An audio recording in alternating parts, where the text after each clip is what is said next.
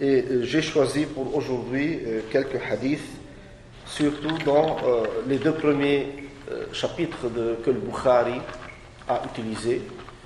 Le premier, c'est le livre de la foi, l'iman.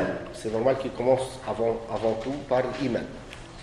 Et le hadith que j'ai vu ici et que j'ai aimé, عن أنس عن النبي صلى الله عليه وسلم قال لا يؤمن أحدكم حتى يحب لأخيه ما يحب لنفسه لا يؤمن أحدكم حتى يحب لأخيه ما يحب لنفسه.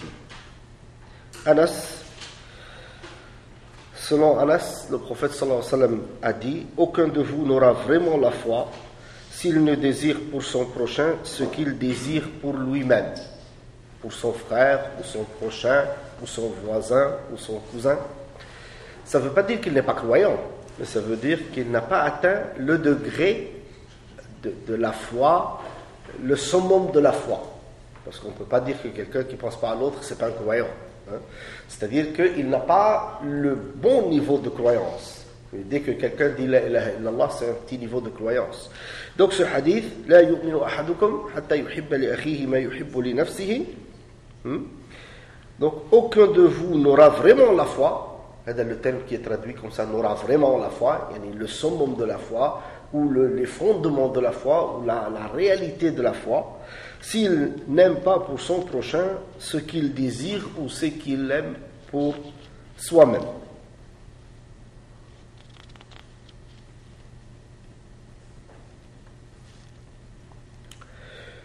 Il y en a deux autres hadiths qui sont dans le livre de la foi que l'imam al-Bukhari a cité, dans le livre de la foi, dans Kitab al-Iman, c'est-à-dire c'est en lien direct avec la foi. عن أبي هريرة رضي الله عنه عن النبي صلى الله عليه وسلم قال آية المنافق ثلاث إذا حدث كذب وإذا وعد أخلف وإذا اؤتمن خان. C'est un hadith dont je répète dans beaucoup de leçons, parfois dans la mosquée, parfois dans les jeudis de savoir, parfois dans les cercles privés, parce que ça constitue un élément essentiel dans la vie du musulman. Selon Abu Huraira, radiyallahu anhu, le prophète sallallahu alayhi wa sallam a dit: trois choses caractérisent l'hypocrite. Lorsqu'il parle, il ment. S'il fait une promesse, il ne la tient pas. Et lorsqu'on met en lui sa confiance, il la trahit. Le hadith qui est au-dessous, qui est à peu près le même, sauf qu'il y en a une à faire en plus.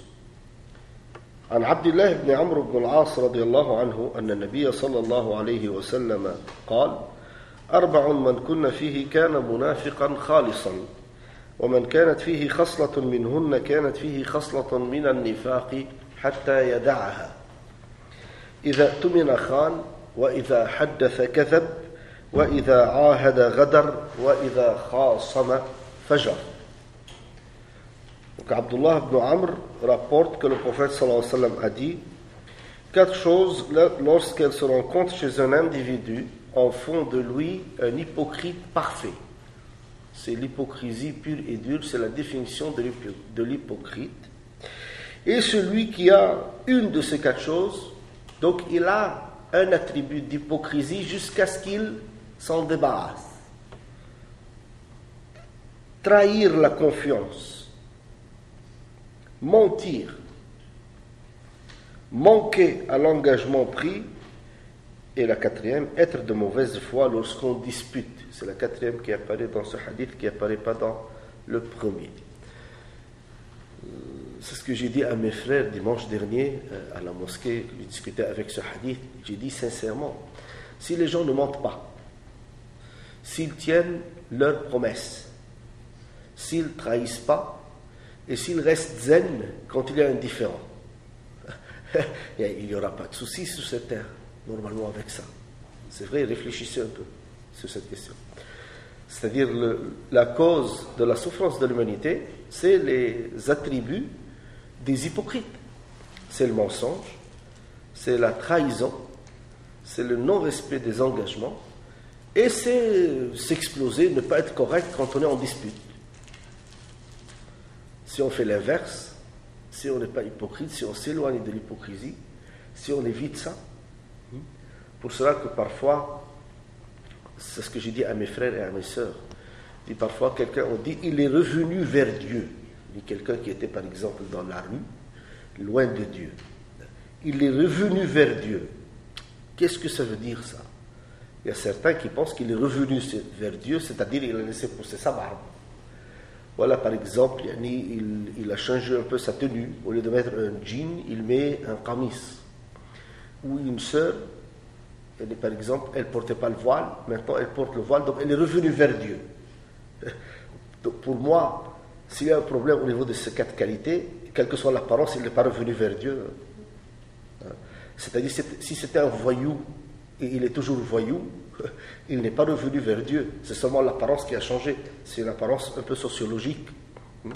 C'est pour cela que le cheminement de tous les imams qui parlaient, revenir vers Dieu, c'est un travail sur le cœur et sur l'éducation et sur la spiritualité et sur les qualités humaines, tout ça. C'est pour cela, moi, que quelqu'un qui ment, qui a arrêté de mentir, il n'a pas changé sur d'autres éléments, admettons, mais il a arrêté de mentir parce qu'il dit, moi je veux me corriger. Ça peut lui prendre plusieurs années, hein. C'est difficile. Les choses du fond, c'est difficile de les changer. Pour cela qu'on insiste parfois sur l'éducation des enfants. Parce que les choses de fond, c'est difficile de changer. Quelqu'un qui ne tient jamais sa promesse, c'est pas tu lui dis la ilaha illallah, il y a de larmes qui coulent, et dès le lendemain, il continue, tout de suite, il tient ses promesses. C'est pas ça, hein. C'est vraiment beaucoup plus compliqué comme ça. Pour cela que le prophète sallallahu alayhi wa sallam nous disait que les meilleurs parmi vous dans l'ère pré-islamique seraient les meilleurs dans l'ère islamique. S'ils comprennent, إذا فقهوا. Lèche, pourquoi? Parce que celui qui a un bagage, d'éthique et de comportement, bagage l'akhlaq, ce bagage reste, même s'il change d'idéologie, tout ça, le bagage reste. Et malheureusement, si quelqu'un il a un bagage de mauvaises habitudes, ce n'est pas l'islam qui le transforme. Ça ne va pas le transformer s'il ne fait pas des efforts.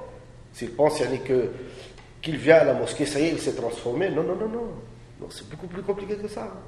C'est beaucoup plus compliqué que ça. La transformation au niveau des qualités, au niveau de quelqu'un qui ment, qui va arrêter de mentir. Je ne sais pas si vous connaissez des exemples, mais c'est un travail pédagogique sur des semaines ou des mois ou des années. Hein? Avec la volonté. Ou si quelqu'un il est habitué à respecter aucun engagement, comment tu vas lui dire respecte tes engagements? C'est vrai, hein, c'est difficile à faire. Hein? C'est pas simple. Ou quelqu'un, tu lui dis, chaque fois qu'il se dispute avec quelqu'un, il frappe. Et après, tu lui dis, écoute, le prophète vous a dit que c'est un attribut des hypocrites. Hein? C'est un signe d'hypocrisie. Il ne va pas le corriger du jour au lendemain. Il va faire des efforts, mais c'est un travail sur soi. Hein? Oui, mais même si l'autre sur un papier, c'est pas gagné. Hein. Et alors, on va terminer le livre de la foi avec un hadith, avant qu'on passe à la prière de Maghrib, Inch'Allah ta'ala. Un hadith, un peu d'optimisme. On ne va pas rester dans les difficultés, Inch'Allah. En Anasin, ils ont rapporté beaucoup, si vous voyez Abu Huraira, Anas, Abdullah ibn Amr ibn al-As, ce sont des gens qui ont rapporté, qui ont transmis beaucoup de hadiths. Des milliers. عن أنس رضي الله عنه عن النبي صلى الله عليه وسلم قال يخرج من النار من قال لا إله إلا الله وفي قلبه وزن شعيرة من خير ويخرج من النار من قال لا إله إلا الله وفي قلبه وزن برة من خير ويخرج من النار من قال لا إله إلا الله وفي قلبه وزن ذرة من خير. Ce hadith, on va s'arrêter dessus, je vais vous l'expliquer un peu et après la prière je vous le développe un peu. Vous pouvez le lire 2 fois en arabe. Tu veux le noter en arabe? Oui, 2 fois. 2 fois. Il n'y a que toi qui reprends l'arabe là dans la salle. Peut-être toi et une autre ou 2 là. Malheureusement. Sauf si vous voulez qu'on donne le cours en arabe. Hein? Moi, ça fait plaisir. Hein? Yallah, en arabe. Donc, لن نتكلم الفرنسية الآن سيكون درس باللغة العربية بشكل كامل إن شاء الله. بارك الله فيكم. C'est ça?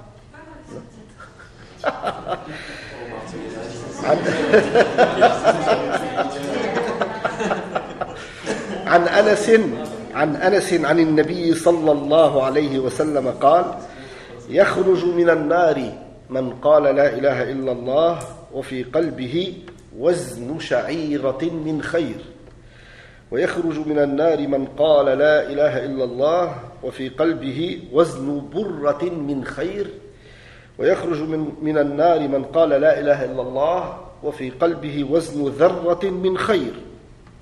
D'après Anas, le prophète sallallahu alayhi wa sallam dit: sortira de l'enfer quiconque aura attesté qu'il n'y a autre divinité qu'Allah, il est celui qui dit la ilaha illallah, et qui aura dans le cœur le poids d'un grain d'orge de bien. S'il a même un grain d'orge du bien, il sortira de l'enfer. Mais au début, il dit celui qui a la ilaha illallah. Sortira également de l'enfer quiconque aura la ilaha illallah et qui a dans le cœur le poids d'un grain de froment de bien. Sortira de l'enfer quiconque aura attesté la ilaha illallah et qui aura dans le cœur le poids d'un atome de bien. C'est un hadith quand même, un des hadiths princeps dans le domaine de la foi, qui traduit beaucoup de versets et beaucoup d'autres paroles du prophète alayhi salatu wassalam, et qui constitue une perception de la vie, ce hadith. Il est important. Je vais vous le développer, Inch'Allah ta'ala, après la prière de Al-Maghrib, pour les gens qui souhaitent accomplir la prière. Barakallahu fikum, wa salatu wa salamu ala sayyidina rasulillahi Muhammad. Donc, je vais placer comme ça. Moi, je me mets là.